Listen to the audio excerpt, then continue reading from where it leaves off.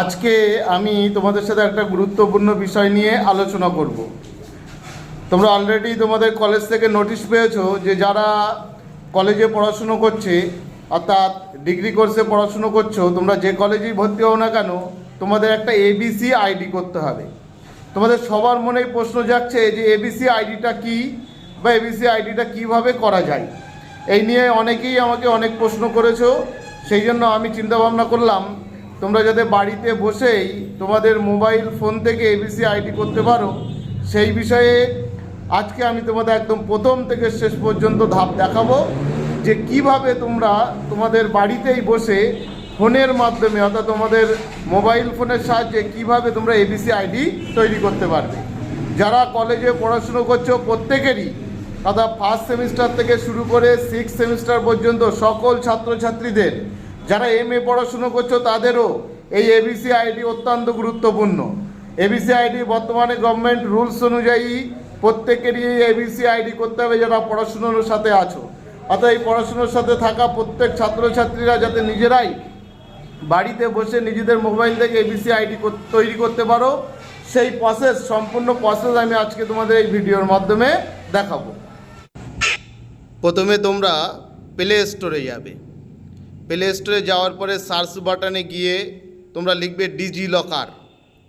DigiLocker একটা government apps. এই DigiLocker লিখে সার্চ করবে, দেখো ডিজিলকারের অ্যাপস এসছে। এই ডিজিলকারের অ্যাপসটা তোমরা ইনস্টল করবে। অ্যাপসটা ইনস্টল করবে। অ্যাপস ইনস্টল হয়ে যাওয়ার পরে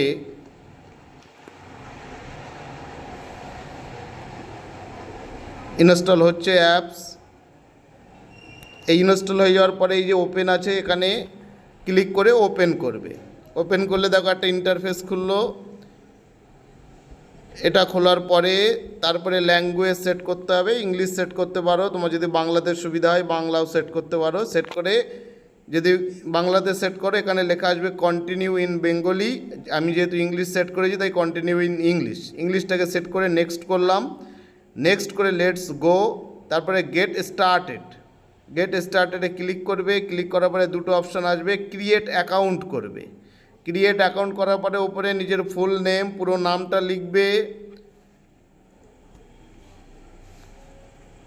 তারপরে দেখো নিচে দেওয়া আছে ডেট অফ বার্থ। প্রথমে ডেট, তারিখ লিখতে হবে। তারপর কোন মাসে জন্মগ্রহণ করেছো সেটা লিখতে হবে। তারপরে ইয়ার লিখতে হবে, মান্থ লিখতে হবে, মান্থ লেখা হয়ে গেলে এবার ইয়ার, কত সালে জন্মগ্রহণ করেছো।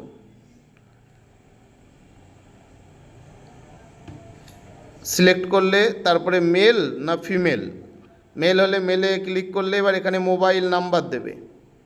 মোবাইল নাম্বার, তার নিচে তোমাদের দিতে হবে তোমাদের ইমেল আইডি। তোমাদের যে ইমেল আইডি আছে, ভ্যালিড ইমেল আইডি, সেই ইমেল আইডি এখানে দেবে। ইমেল আইডি সেট আপ করার পরে নিচে দেখো 6 ডিজিট সিকিউরিটি পিন। এখানে তোমাকে একটা 6 ডিজিট সিকিউরিটি পিন তৈরি করতে হবে। এই যে 6 ডিজিট সিকিউরিটি পিন, এই সিকিউরিটি পিনের সাহায্যে তুমি পরবর্তীতে আবার এই ডিজিলকার লগ আউট করে দিয়ে আবার নতুন করে লগ ইন করতে গেলে তোমাকে এই 6 ডিজিট সিকিউরিটি পিন তোমাকে দিতে হবে। এখানে 6 ডিজিট সিকিউরিটি পিন সেট করবে। যদি এই পিন ভুলেও যাও তাহলে ফরগট করে আবার নতুন করে পিন তৈরি করা যাবে, অসুবিধার কিছু নেই। তো আমি এখানে 6 ডিজিট দিলাম। 6 ডিজিট সিকিউরিটি পিন দিয়ে এবার আমি সাবমিট করব। সাবমিট করার পরে তারপরে ভেরিফাই মোবাইল ওটিপি, অর্থাৎ তোমার মোবাইলে একটা ওটিপি যাবে, ওটিপিটা বসিয়ে দিলে, দেওয়ার পরে তারপরে আধারের নাম্বার বসাতে হবে। বসালে আধারের ওটিপি আসবে, ওই ওটিপিটাকেও সেট করতে হবে। আধার ওটিপি সেট হয়ে গেলে তোমার ডিজিলকার খুলে গেল। ডিজিলকার খুলে যাওয়ার পরে এই যে নিচে সার্চ অপশান আছে, এই সার্চ অপশানে ক্লিক করবে। ক্লিক করার পরে সার্চ ফর ডকুমেন্টে ক্লিক করবে, করে ওখানে লিখবে ABC লিখবে। ABC লেখার পরে দেখো নিচেই ABC আইডি লেখা উঠলো। আমরা ওখানে ক্লিক করলাম। নাম, ডেট অফ বার্থ দেওয়া থাকবে। তোমাকে অ্যাডমিশন ইয়ারটাকে সিলেক্ট করতে হবে। এবার তুমি আইডেন্টিফিকেশান টাইপ, অর্থাৎ তুমি রেজিস্ট্রেশন নাম্বার, রোল নাম্বার যাও কিছু একটা দিতে পারো। আমি রেজিস্ট্রেশন নাম্বারটা এখানে ক্লিক করছি। রেজিস্ট্রেশন নাম্বারটা দিলাম।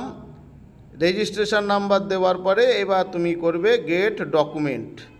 করার পরে তুমি যে গেট ডকুমেন্ট করার আগে একটা কাজ করতে হবে, তুমি বর্তমানে যে ইউনিভার্সিটি বা যে বোর্ডের অধীনে পড়াশুনো করছো সেই বোর্ডটাকে সিলেক্ট করতে হবে। আমি West Bengal state West Bengal council of higher secondary এডুকেশনটাকে সিলেক্ট করলাম। সিলেক্ট করার পরে আমি কোন সালে অ্যাডমিশন হয়েছে সেটাকেও সিলেক্ট করলাম, করে গেট ডকুমেন্ট করলাম। গেট ডকুমেন্ট করার পরে দেখো এখানে এই যে আপার এবিসি আইডি, এই এবিসি আইডি ফ্যাটচিং হচ্ছে। এটাকে ফ্যাটচিং হতে একটু সময় লাগবে। ফ্যাটচিং হয়ে গেলেই তোমার এবিসি আইডি ক্রিয়েট হয়ে গেল। এবার তুমি এই যে আপার আইডিতে একবার ক্লিক করবে। আপার আইডিতে ক্লিক করলেই তোমার আইডি দেখা যাবে। এই যে এবিসি আইডি, এটা তোমার। আশা করি তোমরা সকলেই বুঝতে পেরেছো যে কীভাবে এবিসি আইডি ক্রিয়েট করতে হবে। আমি এই ভিডিওর মাধ্যমে তোমাদের এবিসি আইডি ক্রিয়েট করা শিখিয়েছি। যদি কারোর কোনো বুঝতে অসুবিধা হয় কমেন্ট বক্সে লিখো, আমি তোমাদের সার্বিকভাবে হেল্প করব। আর এই ভিডিওটা খুব একটা হেল্পফুল ভিডিও, তোমরা তোমাদের বন্ধুদের কাছে এই ভিডিওটা একটু শেয়ার করো, যাতে সবাই বাড়িতে বসেই নিজের মোবাইল থেকে এই এবিসি আইডি ক্রিয়েট করতে পারে। চ্যানেলটা সম্পূর্ণ নতুন চ্যানেল, এই চ্যানেলটাকে তোমরা একটু সাবস্ক্রাইব করে দিও, আর পাশে থাকা বেল আইকনটা একটু প্রেস করে দিও, যাতে আমি আবার নতুন কোনো ভিডিও বানালে সেই ভিডিওর আপডেটটা সবার আগে পেয়ে যাও। তো পাশে থাকা বেল আইকনটা একটু প্রেস করে দিও, আর সবাই একটু পাশে থেকো। ধন্যবাদ।